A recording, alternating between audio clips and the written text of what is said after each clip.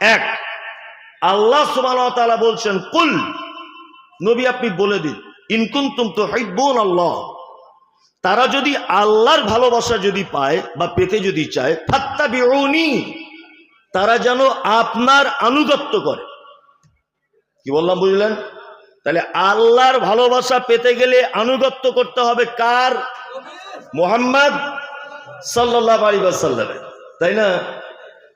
বর্তমান মুর্শিদাবাদে, নদিয়াতে, মালদাতে আর বাংলাদেশে তো আছি কিছু লোক বার হয়েছে, তারা বলছে যে আমরা শুধুমাত্র কোরআন মানবো, আমরা হাদিস মানবো না। এরকম লোক আছে না? কিছু লোক সোশ্যাল মিডিয়া দেখা যাচ্ছে, তাদের দাবি আমরা শুধু কোরআন মানবো, আমরা হাদিস মানবো না। এ পাক্কা শয়তানেরা, নিজেকে আহলে কোরআন বলে দাবি করছে যে আমরা আহলে কোরআন, শুধু কোরআন মানবো, আমরা হাদিস মানবো না, তাদের এটা দাবি। আপনাকে একটা কথা আমি যুক্তিপূর্ণ বলছি, দেখুন তো, এই আপনার একটু আস্তে আস্তে কথা বলুন, একটু যুক্তিপূর্ণ একটা কথা বলছি, শুনে নেন। আচ্ছা বলুন, আমাদের রব কে? আল্লাহ। আমাদের অভিভাবক কে? আল্লাহ। আমি মুমতাজুল ইসলাম, আমি একজন শিক্ষক, খুব বোঝার চেষ্টা করুন, আমি একজন শিক্ষক। আমি আব্দুল আখের ভাইকে পাঠিয়েছি লালগোলাতে, ওনার সঙ্গে অনেকদিন আগেকার পরিচিত, উনি তো আপনাদের এলাকায় এসেছেন কয়েকদিন। আমি সেই বক্তার জগতে যখন ছোট থেকে বক্তব্য রাখি লালগোলা এলাকায়, তখন থেকে উনি আমার জলসার সভাপতি, আলহামদুলিল্লাহ। তা আমি ওনাকে লালগোলায় পাঠালাম। কার কাছে পাঠালাম? সেই ব্যক্তির ব্যাপারে ওনাকে পরিচিতও দিয়ে দিলাম, যে লোকটার নাম আব্দুল্লাহ। তুমি ভাই, আমি তুমি বলে বোঝানোর জন্য বলছি, আপনি বলছি না, এখানে খুব আপনজন ভেবে বলছি। তুমি ভাই আস্তে আস্তে করে যাবে, গিয়ে আমি যদিও শিক্ষক, উনি ছাত্র, ওই জন্য তুমি বলছি, তা তুমি এখানে আস্তে আস্তে করে যাবে লালগোলায়। লালগোলায় গিয়ে আব্দুল্লাহ বলে একটা লোক আছে, সেই লোকটার কাছে তুমি থাকবে। সেই লোকটা যা কিছু বলবে তুমি তাই শুনবে, একটা কথা যেন অমান্য করবে না। তাহলে ওনাকে বলছেন কে? শিক্ষক মুমতাজুল ইসলাম। আর উনি যাচ্ছেন কার কাছে? আব্দুল্লাহর কাছে, বাড়ি লালগোলা। উনি লালগোলাতে গিয়ে আব্দুল্লাহর বাড়িতে কাজবাজ করছেন। আব্দুল্লাহ বলছে আমার শরীর খারাপ, ওষুধ আনতে হবে, উনি এনে দিচ্ছেন। আমার বাজার করতে হবে, উনি তাই করছেন। আমার গাড়িটা ধুতে হবে, তাই ধুচ্ছেন। পাশের আর একজন বলছেন, এই তুমি এত বড় একজন আলেম লোক, আর তুমি আব্দুল্লাহ লালগোলাতে গাড়ি ধুচ্ছ? তখন উনি বলছেন যে আমি যদি এই লোকটার কথা অমান্য করি, তাহলে অপমান করা হবে কাকে? ইয়েস, শিক্ষককে। শিক্ষককে অপমান করা হবে, তাই না? আর উনি যদি আব্দুল্লাহ সমস্ত কথা পুঙ্খানুপুঙ্খভাবে মেনে যদি চলে, তাহলে মান্যতা দেওয়া হলো কার? শিক্ষকের। উনি আমার আদেশ পালন করছেন। আল্লাহ হচ্ছেন আমাদের রব, উনি আমাদের অভিভাবক, তাই তো?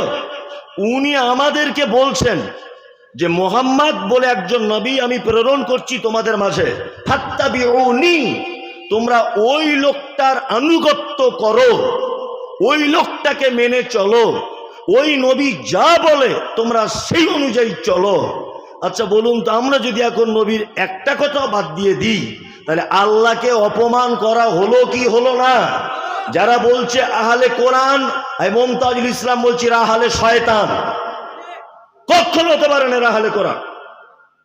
আল্লাহ তো আমাদেরকে বলছেন ফাত্তাবিউনি, তোমরা যদি আমাকে ভালোবাসতে চাও, তাহলে আমি একটা লোকের নাম বলে দিচ্ছি, তার নাম মুহাম্মদ সাল্লাল্লাহু আলাইহি ওয়াসাল্লাম, তার আনুগত্য করো। তার আনুগত্য করলেই আমার আনুগত্য করা হয়ে যাবে।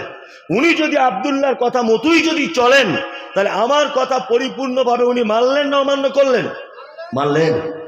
তাহলে বুঝে নিতে হবে, মুহাম্মদ সাল্লাল্লাহু আলাইহি ওয়াসাল্লামকে ছাড়া কেউ যদি বলে আমি পরিপূর্ণ মুসলিম হব, এটা সম্ভব সম্ভব নয়।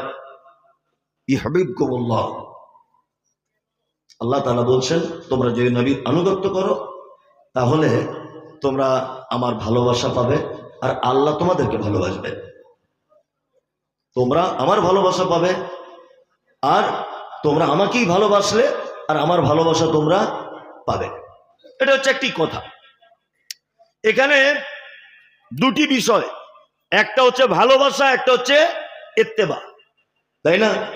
আচ্ছা বলুন তো, কোনো মুসলিম যদি বলে যে আমি মুহাম্মদ সাল্লাল্লাহু আলাইহি ওয়াসাল্লামকে ভালোবাসি, এত ভালোবাসি, এত ভালোবাসি, মুহররমের দিনে বাড়িতে থাকতে পারি না, মুহররমের দিন বড় পাগড়ি বেঁধে আল্লাহ ইলাহা ইল্লাল্লাহর বিশাল একটা ফ্ল্যাগ নিয়ে রাস্তায় বেরিয়ে পড়েছি, আমি মুহাম্মদকে ভালোবাসি কিন্তু নামাজ পড়ি না, ভালো করে বুঝুন, কিন্তু আমি নামাজ পড়ি না। আচ্ছা বলুন তো, এই লোকটা জান্নাত যেতে পারবে? পারবে না। আমি তো মুমতাজুল ইসলাম মনে করি, এখন যদি এইখানে যদি কোনো মানুষ বলে যে মুহাম্মদ সাল্লাল্লাহু আলাইহি ওয়াসাল্লাম মিথ্যুক, নাউজুবিল্লাহ, যদি এটা যদি কেউ বলে মুহাম্মদ সাল্লাল্লাহু আলাইহি ওয়াসাল্লাম চোর, নাউজুবিল্লাহ, এটা যদি কেউ বলে এইখানে, আচ্ছা বলুন তো সে বেঁচে বাড়ি যেতে পারবে? পারবে? নামাজি, বেনামাজি, হারামখোর, চিটিংবাজ, 2 নম্বরই, ইমানদার, নামাজি, মুয়াজ্জিন, ইমাম, হাফেজ, মাওলানা, নবীর বিরুদ্ধে কথা বললে কারা কারা এগিয়ে থাকবেন? ইনশাআল্লাহ সবাই, সবাই ইনশাআল্লাহ সবাই। দেখবেন এখানে যারা হাত তুলেছে, কেউ নামাজ পড়ে না, কেউ বিড়ি টানে, কেউ গাঁজা খায়, কেউ জমি চুরি করেছে বুনের, কেউ ঘরের টাকা মেরে খেয়েছে, এসব ইত্যাদি লোক আছে না নেই? কিন্তু সবাই হাত তুলেছে, তুলেছে কি তোলেনি? শুনুন, নবীকে ভালোবেসে যদি জান্নাত যাওয়া যেত, তাহলে সর্বপ্রথম জান্নাতুল ফেরদাউসে পৌঁছে যেতেন মুহাম্মদ সাল্লাল্লাহু আলাইহি ওয়াসাল্লামের আপন চাচা, নাম তার আবু তালিব। এই জায়গাটা কত ইম্পর্টেন্ট আপনার মাথায় ঢুকছে কি বলতে পারছি না। এক, এই দেখুন, আল্লাহ নবী সাল্লাল্লাহু আলাইহি ওয়াসাল্লামের চাচা আবু তালিব, ইসলামের ইতিহাসে কোন বইয়ের একেবারে শেষ পাতাতেও আপনি দেখতে পারবেন না যে মুহাম্মদ সাল্লাল্লাহু আলাইহি ওয়াসাল্লামের কখনো তিনি বিরুদ্ধচারণ করেছেন, কখনো বিরুদ্ধচারণ করেননি। বরং বেঈমান মুশরিকেরা যখন মারতে এসেছে, চাচা প্রাচীরের মতো দাঁড়িয়ে গিয়ে বলে, চাই তোমরা আমার ভাতিজার দিন কবুল করতে না পারো, আমি চাচা আবু তালেব বেঁচে থাকা অবস্থায় ওর গায়ে হাত দিলে চামড়া ফাটিয়ে দেবো। অটোমেটিক প্রাচীরের মতো গার্ড করেছেন, আমার ভাতিজা মুহাম্মদ সাল্লাল্লাহু আলাইহি ওয়াসাল্লামকে মারতে পারবে না। চাচা অসুস্থ, অসুস্থ, চলে যাচ্ছেন পৃথিবী ছেড়ে, চলে যাচ্ছেন। আল্লাহ নবী সাল্লাল্লাহু আলাইহি ওয়াসাল্লাম গিয়ে বলছেন, চাচা একবার তুমি শুধু কলেমাটা বলে দাও, একবার। চাচা ভাতিজা কথা চলছে, এই সময় বেঈমানদের বিভিন্ন লোক চলে এলো, এসে বলছে, আবু তালিব সারা জীবন তুমি 360টা দেবদেবীর পূজা অর্চনা করলে, আর মরে যাবার সময়তে ভাতিজার দিন কবুল করবে? এ কেমন কথা? কথোপকথন হতে হতে এক সময় চাচার টাইম শেষ। আল্লাহ নবী সাল্লাল্লাহু আলাইহি ওয়াসাল্লাম নিজের জবানে বলছেন, আমার চাচাকে জাহান্নামের সব থেকে হালকা আযাব দেওয়া হবে। কি না, আগুনের 2টো জুতো পরিয়ে দেওয়া হবে। তার তাপের কারণে আমার চাচার মাথার মগজ টকবক টকবক টকবক করে ফুটবে। মুহাম্মদ সাল্লাল্লাহু আলাইহি ওয়াসাল্লামকে ভালোবাসতেন না বাসতেন না? বাসতেন। তার মানে শুধু মৌখিক ভালোবেসে জান্নাতে যাওয়া যাবে না। মুহাম্মদ সাল্লাল্লাহু আলাইহি ওয়াসাল্লামের আনিত দিন যতক্ষণ একটা মানুষ পরিপূর্ণভাবে মান্যতা দিতে না পেরেছে, ততক্ষণ পর্যন্ত ওই লোকের নসিবে জান্নাত নেই। অসম্ভব ব্যাপার, অসম্ভব ব্যাপার। বর্তমান বাজারে ফকটিয়া ভালোবাসা দেখতে পাওয়া যায়, যায় না? বিশাল ফকটিয়া ভালোবাসা, সারা বছর খোঁজ নেই, রবিউল আউয়াল আসলে দেখো ধুমধাম করে বেরিয়ে গেল নবী প্রেমে। সারা বছর মদ খায়, গাঁজা খায়, চুল্লু খায়, হিরোইন খায়, হারাম খায়, বারমুন্ডা প্যান্ট পরে ঘোরে, জীবনে ঈদগাহে যায় না, মাদ্রাসায় যায় না, মসজিদে যায় না, কোথাও যায় না। অথচ ওই লোকটা আমাকে ফোন করে গাল দিচ্ছে, তোর মা যেদিন জন্ম দিয়েছিল তোর আব্বা বাড়ি ছিল না, আমাকে গাল দিচ্ছে। ভাই তুমি কি করো? না আমি বারমুন্ডা প্যান্ট করে দিনে 4 প্যাকেট করে সিগারেট খাই। তুমি বদমাশ, মুমতাজুল ইসলাম নবীর দুশ্মন। আমি দুশ্মন তুমি বুঝলে কি করে? বলছি তুমি বলেছো 12 রবিউল আউয়াল বেদাত, এই জন্য বুঝেছি তুমি বদমাশ মৌলভী সাহেব। মানে কি? মৌখিক ভালোবাসা। আচ্ছা এই ভালোবাসা দিয়ে জান্নাত যাওয়া যাবে? যাবে? যদি যেত তাহলে নবীর চাচা কোথায় থাকতো? ফেরদাউসে বসে থাকতো। তার মানে মুহাম্মদ সাল্লাল্লাহু আলাইহি ওয়াসাল্লামের আনিত দ্বীন ছাড়া কোন মানুষ জান্নাত যেতে পারবে না। আমরা কতটা ভালোবাসি, আমরা নবীকে কতটা ভালোবাসি। এই দেখুন, আপনাকে আজকে কয়েকটা চমৎকার আমি ঘটনা শোনাচ্ছি, খুব মন দিয়ে শুনুন। ইসলামের প্রথম যে জেহাদ হয়েছিল, জেহাদ যুদ্ধ, তার নাম কি কারো জানা আছে? বদর। ইয়েস, বদর। এটা হয়েছিল 2 হিজরিতে। খুব মনোযোগ দিয়ে শুনবেন। মুসলিম সৈন্য ছিল 313 জন, আর বেঈমানরা ছিল 1000। আপনারা তো ভালো জানেন, তাহলে বলার দরকার নেই, এটা না বলার দরকার আছে। মুসলিমরা যুদ্ধের ময়দানে এক জায়গায় ঘাঁটি গেড়েছে। আমি সেই বদরটা ডাইরেক্ট 1 সপ্তাহ আগে দেখে এসেছি, আলহামদুলিল্লাহ। আল্লাহ রসুল যে জায়গাটায় ঘাঁটি গেড়েছিলেন সূর্যর আলোর বিপরীত দিকে, আর যে পাহাড়ের সাইডে তিনি তাবু গেড়েছিলেন ওই পাহাড়টার নাম হচ্ছে রুমা পাহাড়। কি বললাম বুঝলেন? রুমা পাহাড়। রুমা পাহাড়ের দিকে আল্লাহ রসুল তাবু গেড়েছিলেন। যাই হোক, যুদ্ধ প্রথমে মল্লযুদ্ধ হয়।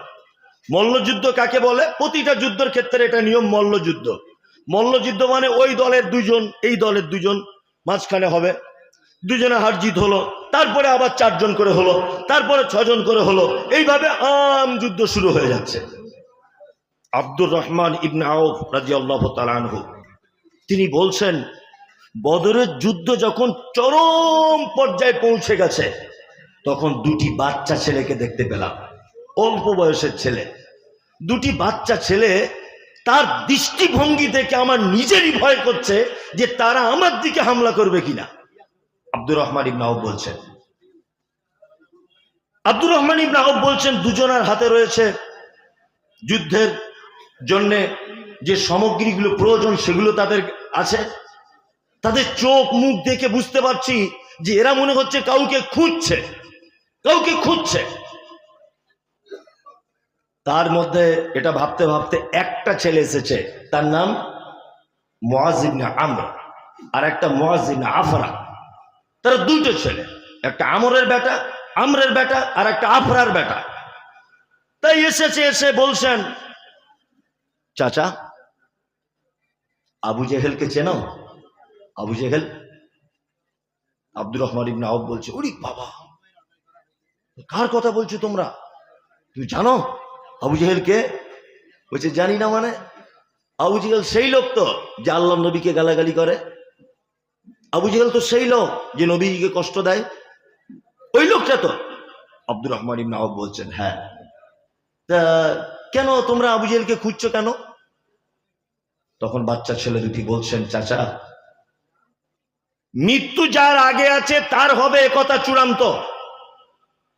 যদি আমার মৃত্যু আগে হয় তাহলে আগে হবে, আর যদি আবু জেহেলের মৃত্যু আগে হয় তাহলে আমরা আবু জেহেলকে পৃথিবী থেকে সরিয়ে দিব, তারপরে আমাদের অন্য কাজ। আপনি শুধু বলুন আবু জেহেলকে, আপনি একবার বলুন তো। আব্দুর রহমান ইবনে আউফ বলছেন, দূর থেকে আমি লক্ষ্য করছি যে আবু জেহেল ঘোড়ার পিঠে চড়ে আছে অসংখ্য মানুষের ভিতরে। আমি বলে দিলাম, ওই দেখো। আব্দুর রহমান ইবনে আউফ বলছেন, ওই দেখো নবীর দুশমন বেঈমান আবু জেহেল। আব্দুর রহমান ইবনে আউফ বলছেন, যখন এই কথাটা বললাম তখন 2টি বাচ্চা ছেলে, একজন তীরন্দাজ যেমন তীর চালানোর জন্য তার নিশানি করে, তাদের দৃষ্টি শক্তিটা এমন ভঙ্গিতে আবু জেহেলের দিকে তাকিয়ে আছে যে এলেই আজকে ওকে শেষ করে দিবে, এরকম একটা অবস্থা। আবু জেহেল আসছে, উন্মুক্ত তলোয়ার নিয়ে দাঁড়িয়ে আছেন বাচ্চা ছেলে। আবু জেহেল পাত্তা দিচ্ছেন না, এ বাচ্চা কাচ্চা এরা কি করবে? মুআজ বলে একটা ছেলে বলছেন যে আমি এত দ্রুত গতিতে আবু জেহেলের পায়ে আঘাত করলাম, হাদিসে যে শব্দ এসেছে বলছে বাদাম যেমন ছাড়িয়ে দিলে ভিতরের মাল বার হয়ে যায়। বাচ্চাটা বলছেন, আমি আবু জেহেলের পায়ে যখন হাঁটুতে আঘাত করলাম তার পা থেকে হাঁটুটা খুলে পড়ে গেল এই দিকটা, এত জোরে আঘাত করেছি। বেঈমান, তুমি নবীকে গালাগালি করবে? তুমি নবীকে গালাগালি করবে? আবু জেহেলের পায়ে যখন আঘাত করেছে ওইদিকে আবু জেহেলের বেটা ও এসে আমাকে এত জোরে আঘাত করেছে যে আমার বাম হাতটা ঝুলে আছে চামড়াতে, পড়ছে না, কেটে পড়ে যাচ্ছে না। তখন আমি কি করলাম? আমি তখন আমার হাতের উপরে পাটাকে রাখলাম, পায়ের উপর, হাতের উপরে পা দিলাম এরকম ভাবে, দিয়ে এই রকম ভাবে খেঁচ মেরে আমার হাতটাকে ছাড়িয়ে ফেলে দিলাম। কারণ আমার যুদ্ধে তলোয়ার চালাতে অসুবিধা হচ্ছিল, তাই। বাচ্চা ছেলে। তারপরে দুইজনে এসে এমন করে আঘাত করেছে যে আবু জেহেল ওইখানেই শেষ, আর বাড়ি ফিরতে পারল না। আল্লাহ রাসূল সাল্লাল্লাহু আলাইহি ওয়াসাল্লাম বলেছেন, বদর যুদ্ধে অংশগ্রহণকারী সমস্ত সাহাবীদেরকে ক্ষমা করে দেওয়া হয়েছে। যারা মারা গেছে, শহীদ হয়েছেন, তারা তো জান্নাতে যাবেন। যারা বেঁচে ছিলেন তাদের আর জীবনে কোন রকমের অপরাধকে আল্লাহ সুবহানাহু ওয়া তাআলা অপরাধ বলে গণ্য করবেন না। আর সাহাবীদের তো অপরাধ থাকতোই না, তারপরেও যদি কোনো ত্রুটি বিচ্যুতি হতো, আল্লাহ সুবহানাহু ওয়া তাআলা বদরি সাহাবীদেরকে অন্তত পক্ষে সবকিছু ক্ষমা করে দিয়েছেন। এর নাম নবী প্রেমিক।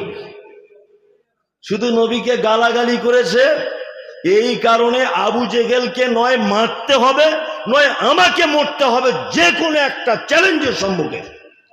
এর নাম কি? নবী প্রেমিক। আর তুমি আবু জেহেলকে না মেরে তুমি যে আল্লাহ রসুলকে কত অপমান করছো সারাদিনে, আল্লাহ ভালো জানে। দেখুন, আপনি যদি রসুলকে ভালোবাসেন আর রাসূলের আল্লাহর ভালোবাসা যদি পেতে চান, তাহলে কি করতে হবে? ফাত্তাবিউনি, আনুগত্য করতে হবে। কার? মুহাম্মদ সাল্লাল্লাহু আলাইহি ওয়াসাল্লামের। আমরা আনুগত্য করি তো? করি। আমি বলছি যে এইটা আল্লাহ রসুল বলেছেন, আর ও বারবার বলছেন এটা অমুক ইমাম বলেছেন। আমি বারবার বলছি এটা হাদিসে আছে, ও বলছে বারবার বলছে এটা আমাদের বড় হুজুর বলেছে। ভালো করে বুঝলেন? আমি বলছি এটা হাদিসে নেই, বলছে না এটা আমাদের পীর সাহেবের কিতাবে লেখা আছে। আচ্ছা, সব যদি তোমার পীর সাহেব দিয়ে ইসলামের মানদণ্ড হয়, তা মুহাম্মদ সাল্লাল্লাহু আলাইহি ওয়াসাল্লামকে পৃথিবীতে পাঠানো হয়েছিল কি জন্যে? তোমার জীবনের সমস্ত কিছু যদি তুমি তোমার হুজুরের পাল্লাতে দিয়ে যদি মাপতে শুরু করো, তা মুহাম্মদ সাল্লাল্লাহু আলাইহি ওয়াসাল্লামকে পাঠানো হয়েছিল কি জন্যে? আল্লাহু আকবার। আনুগত্য করতে হবে কার? মুহাম্মদ সাল্লাল্লাহু আলাইহি ওয়াসাল্লামের। তবে এদের একটা দলিল আছে, দারুণ দলিল। বলছেন মুহাম্মাদের পরে অন্যজনকেও মানা যাবে, তার দলিল কি? দলিল আল্লাহ তাআলা বলছেন, ইয়া আইয়ুহাল্লাযীনা আমানু আতিউল্লাহ ওয়া আতিউর রাসূল ওয়া উলিল আমরি মিনকুম। এইটা তাদের দলিল। আল্লাহ বলছে আমার আনুগত্য করো, আমার রাসূলের আনুগত্য করো, উলিল আমরি মিনকুম। আর উলিল আমর যারা, তাদের কথা তোমরা মানো। ফাইন তানাযাতুম ফীহি শাইউন ফারুদ্দু ইলাল্লাহি ওয়া রাসূল। যদি উলিল আমরদের কথা যদি তোমাদের সমস্যা না মেটে, তাহলে তোমরা আবার আল্লাহ এবং তার রাসূলের দিকে ফিরে এসো। এটা উত্তম। তো উত্তম। এই উলিল আমর থেকে প্রমাণ দিচ্ছে, বলছে আমরা অমুক ইমাম মেনে চলি। উলিল আমর থেকে প্রমাণ দিচ্ছে আমি অমুক পীরের মুরিদ। এটা উলিল আমর বলছে কি বলছে না? একটাই তাদের দলিল। এইবার এই ভিতরে একটা চমৎকার কথা বলে দিই। এই মুমতাজুল ইসলাম আল্লাহর কসম বলছে আপনার বিরুদ্ধে বলতে আসেনি। আমি শুধু এই আয়াতের ব্যাখ্যা বিশ্লেষণ করছি। সভাপতি সাহেব যোগ্য মানুষ বসে আছেন, আমি ওনার উপরে কথা নির্ভর করে রেখে আবার শক্ত করে বলছি, আমার যদি এক জায়গাতে ত্রুটি হয়, আমি মানুষ, ত্রুটি হতে পারে, উনি অবশ্যই আমার ভুল সংশোধন করে দেবেন। আমাকে কেউ সংশোধন করে দিলে আমি অন্তরের স্থল থেকে ওনার জন্য দোয়া করব। এটা আমার একটা সিফাত। কোন বক্তা ভুল ধরলে রেগে যাবে না, তবে উনি যদি সেটা ভদ্রতার সাথে আমাকে যদি জানিয়ে দেন যে মুমতাজুল ভাই ব্যাপারটা এই হবে, অবশ্যই আমি সঙ্গে সঙ্গে রুজু করে নেব। এই দেখুন, যারা উলিল আমর দিয়ে প্রমাণ দিচ্ছে হুজুর মানা যাবে, পীর মানা যাবে, ইমাম মানা যাবে, আপনাদেরকে বলছি পবিত্র আল কোরআনে যে শব্দ ব্যবহার এসেছে উলিল আমরি মিনকুম, উলি শব্দটা বহু বচন, এক বচন নয়, তাই তো সাহেব? বহু বচন শব্দ। নাম্বার 2, আল্লাহ বলছেন মিনকুম। মিনকুম শব্দ হাদিসে, কোরআনে যত জায়গায় ব্যবহার হয়েছে প্রত্যেক জায়গায় আল্লাহ সুবহানাহু ওয়া তাআলা জীবিত মানুষদের ক্ষেত্রে ব্যবহার করেছেন। এক জায়গাতেও মিনকুম শব্দ মৃত মানুষদের জন্য ব্যবহার করেননি। তার প্রমাণ আল্লাহ তাআলা বলছেন, ইয়া আইয়ুহাল্লাযীনা আমানু, তোমরা যারা ঈমানের স্বীকৃতি প্রদানকারী, কুতিবা আলাইকুমুস সিয়াম, তোমাদের জন্য সিয়াম ফরজ করা হয়েছে, কামা কুতিবা আলাল্লাযীনা মিন ক্বাবলিকুম, যেমন তোমাদের পূর্ববর্তীদের উপরে ফরজ করা হয়েছিল, লাআল্লাকুম তাত্তাকুন, যাতে তোমরা পরহেজগার হতে পারো, যাতে তোমাদের ভিতরে আল্লাহ ভীতি আসে। আইয়ামাম মা'দুদাতিন, হাতে গোনা কয়েকদিন। ফামান কানা মিনকুম মারিজান, তোমাদের মধ্যে যারা অসুস্থ, আও আলা সাফারিন, যারা সফরে রয়েছে, ফাইদ্দাতুম মিন আইয়ামিন উখার, তারা যেন এই দিনটা অন্য দিনের দিন গণনা পূর্ণ করে দেয়।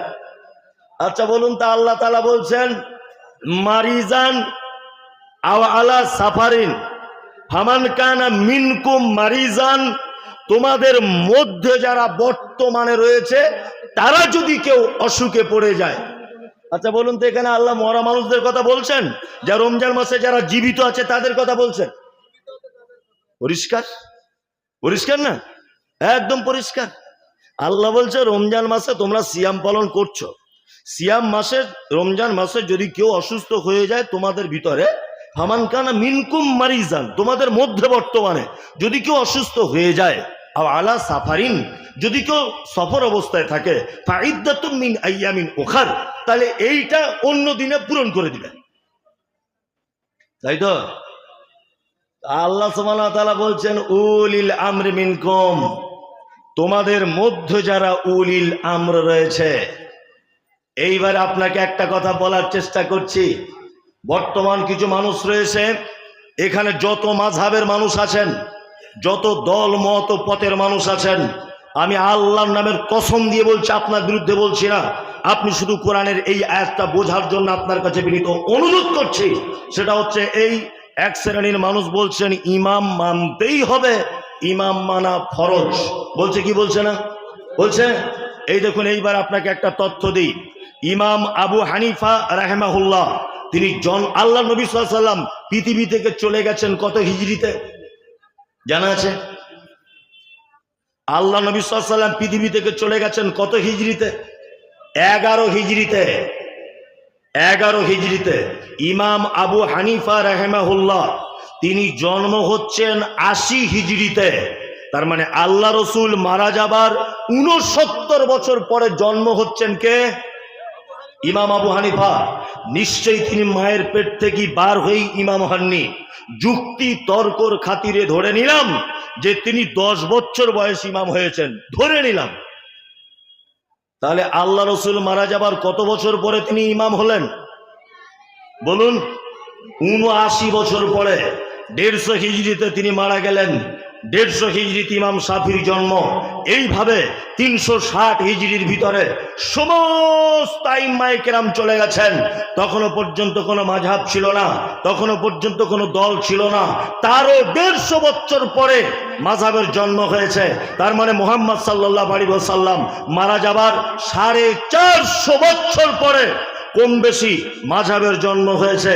যারা বলছে মাযহাব মানা ফরজ, আপনার কাছে এটা আমার জানতে ইচ্ছা করছে, মুহাম্মদ সাল্লাল্লাহু আলাইহি ওয়াসাল্লাম পৃথিবী থেকে চলে যাবার আর আবু হানিফা ইমাম হবার মাঝখানে 79 বছরের মানুষগুলো কোন ইমামকে মেনে চলতে, এটা আপনার কাছে জানতে ইচ্ছা করছে আমার। 2 360 হিজরির ভিতরে পৃথিবীর কোন চটি বই আপনি দেখাতে পারবেন না যে 360 হিজরির পরে আর কোন আইম্মায়ে কেরামগণ ছিলেন।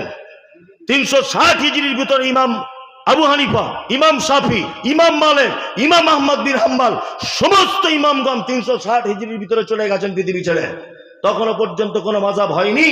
360 থেকে 450 এই 150 বছরের ব্যবধানের মানুষগুলো কাকে মেনে চলতো?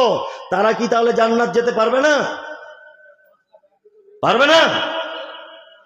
ওই জন্য আমরা কথা বলি যে আমরা নির্দিষ্ট কাউকে মেনে চলতে পারবো না। অবশ্যই ইমাম শাফি রাহিমাহুল্লাহর কথা মুহাম্মদ সাল্লাল্লাহু আলাইহি ওয়াসাল্লামের কথার সঙ্গে যদি মিলে যায়, ইমাম আবু হানিফার কথা মুহাম্মদ সাল্লাল্লাহু আলাইহি ওয়াসাল্লামের কথার সঙ্গে যদি মিলে যায়, ইমাম মালিকের কথা মুহাম্মদ সাল্লাল্লাহু আলাইহি ওয়াসাল্লামের কথার সঙ্গে যদি মিলে যায়, ইমাম আহমদ বিন হাম্বলের কথা যদি মুহাম্মদ সাল্লাল্লাহু আলাইহি ওয়াসাল্লামের কথার সঙ্গে মিলে যায়, আরে আমি মুমতাজুল ইসলাম দূরের কথা, শাইখুল হাদিস দূরের কথা, একজন মুসলিম হিসাবে সে মানতে বাধ্য যদি মুহাম্মদ সাল্লাল্লাহু আলাইহি ওয়াসাল্লামের কথার সঙ্গে মিলে যায়। ওই জন্য আমরাই তো ঠিক কথা বলছি, উলি শব্দ বহু বচন, মানতে গেলে সবাইকেই মানো। তুমি একজনকে ধরে বসে আছো কেন? তুমি একজনকে কেন ধরে বসে আছো? খুব সাবধান।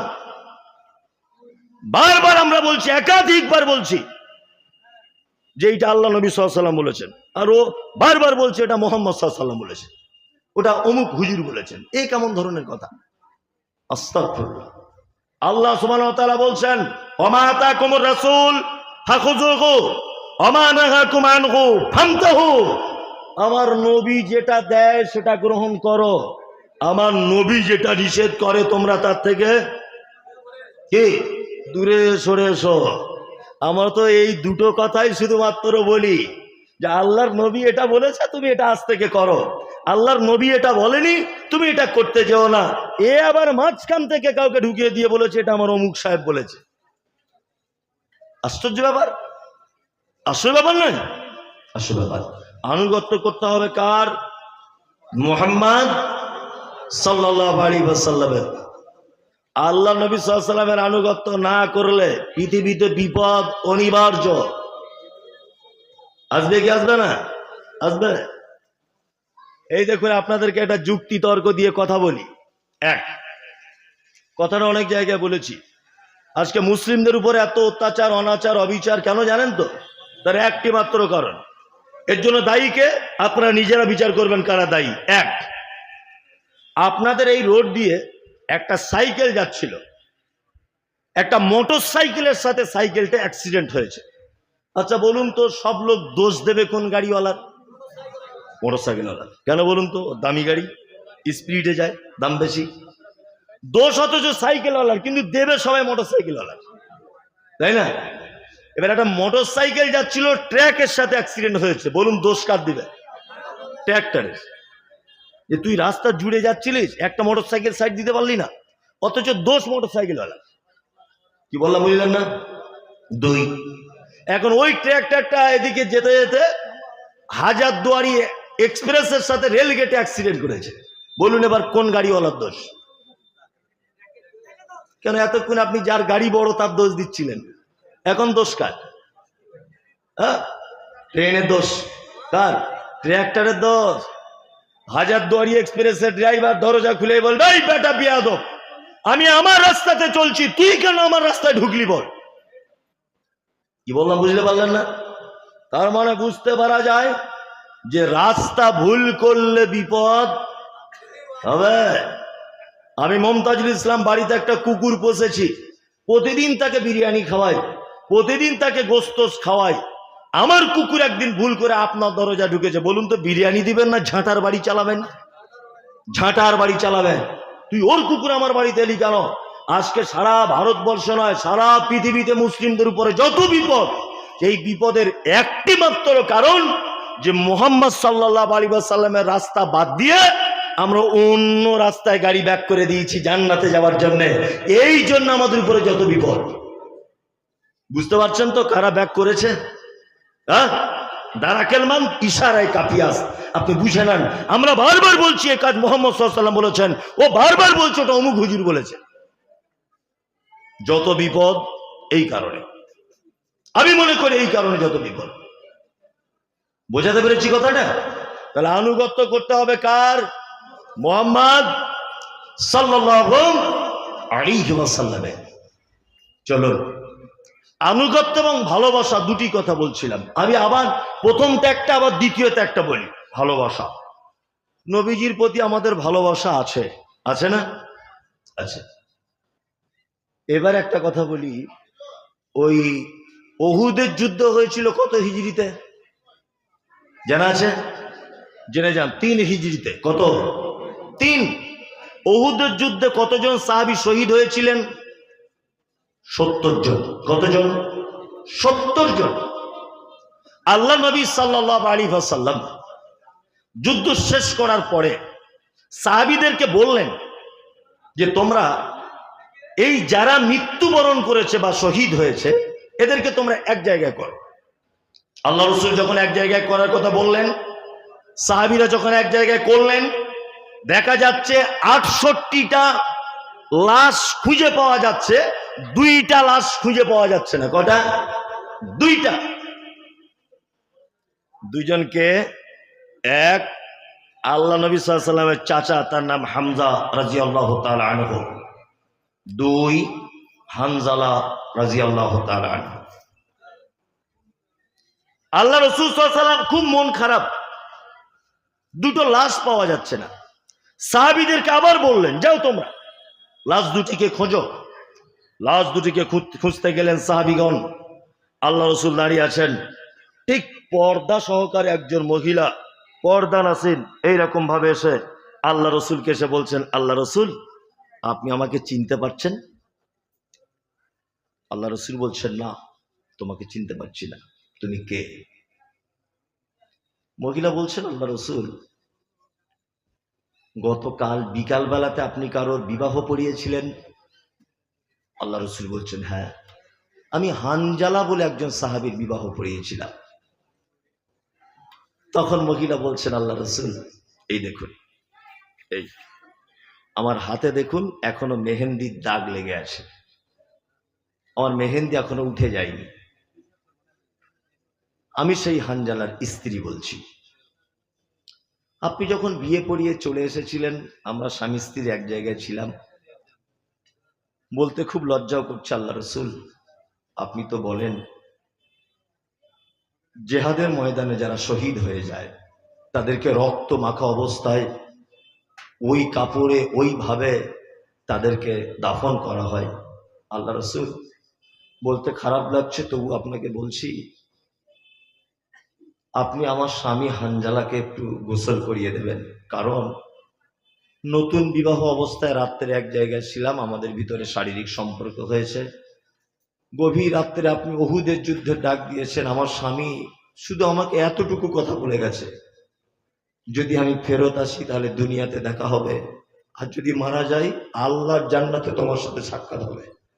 আল্লাহ রাসূল যুদ্ধের দামামা বাজিয়ে দিয়েছে, 1 মিনিট আমি আর তোমার বিছানায় থাকতে পারবো না, এখনই আমাকে চলে যেতে হবে। আল্লাহ রাসূল যুদ্ধে চলে এসেছিলেন, আমার স্বামী, আমি সেই হানজালার স্ত্রী। এই কথা শোনার পরে আল্লাহ রাসূল বাচ্চা ছেলেদের মতো টুকরে টুকরে কেঁদে উঠলেন। আল্লাহ রাসূল বলছেন, সবাইকে খুঁজে পেলাম, তোমার স্বামী আর আমার চাচাকে খুঁজে পেলাম না। আল্লাহ রাসূল লক্ষ্য করলেন দূরে সাহাবীগণ একটা লাশ নিয়ে আসছেন কাফন পরানো অবস্থায়। আল্লাহ রাসূল এগিয়ে গেলেন, কে? না, হানজালা। আল্লাহ রাসূল দেখলেন হানজালা মাথার দিক দিয়ে পানি টপকে টপকে পড়ছে, পানি ঝরছে। সঙ্গে সঙ্গে জিবরিল আমিন এলেন, আল্লাহ রাসূলকে বললেন, আল্লাহ রাসূল হানজালার শহীদে আল্লাহ এত খুশি হয়েছে, এত খুশি হয়েছে, তার লাশ হারিয়েও যায়নি, চুরি হয়েও যায়নি। আল্লাহ আসমানের ফেরেশতাদেরকে দিয়ে 3য় আসমানে তুলে নিয়ে গেছিলেন, আর জমজমের পানি দিয়ে গোসল করিয়েছেন, আর তার গায়ে যে সুঘ্রাণ পড়ছে এটা মিসকে আম্বারের সুঘ্রাণ। আল্লাহু আকবার। 7 মানে 3য় আসমানে গোসল করিয়ে আল্লাহ সুবহানাহু ওয়া তাআলা পাঠিয়ে দিয়েছিলেন কার? হানজালাকে। এর নাম মুহাব্বতে রাসূল, এর নাম ভালোবাসা। এর নাম কি? ভালোবাসা। এটা মৌখিক, আর আনুগত্য। আল্লাহ নবী সাল্লাল্লাহু আলাইহি সাল্লাম খয়বারের যুদ্ধের ঘটনা। খয়বারের যুদ্ধে সাহাবীগণ গাধার মাংস রান্না করছেন ডেকচিতে। ডেকচি বুঝেন তো? গাধার মাংস। একজন সাহাবী গিয়ে আল্লাহ রাসূলকে বলছেন, আল্লাহ রাসূল সাহাবীদেরকে দেখলাম গাধার মাংস তারা রান্না পাকাচ্ছে। আল্লাহ রাসূল বলছেন, গৃহপালিত গাধার মাংস খাওয়া যাবে না। এই সাহাবীটি শোনার পরে যারা রান্না করছিলেন তাদেরকে গিয়ে বললেন, এই আল্লাহ রাসূল বলে দিয়েছেন গৃহপালিত গাধার মাংস খাওয়া যাবে না। ওই সাহাবীটি বর্ণনা করছেন, এই কথাটা বলার পরে আমি দেখছি যে সাহাবীরা মাংস তো ফেলে দিল, ডেকচিটাও ছুঁড়ে ফেলে দিল, আর খাবো না। আপনি 30 বছর বিড়ি টানছেন, 30 বছর বিড়ি টানছেন, আপনাকে বলছি বিড়িটা ছাড়ুন, বলছে এক প্যাকেটের মধ্যে আর 10টা আছে, এই 10টা খেয়ে নিই আপাতত। কি বলছি বুঝতে পারছেন না? হ্যাঁ, আপনি একটা হারাম কাজে লিপ্ত, মুহাম্মদ সাল্লাল্লাহু আলাইহি ওয়াসাল্লাম সে কাজে নিষেধ করছেন, অথচ আপনি বলছেন ছাড়বো।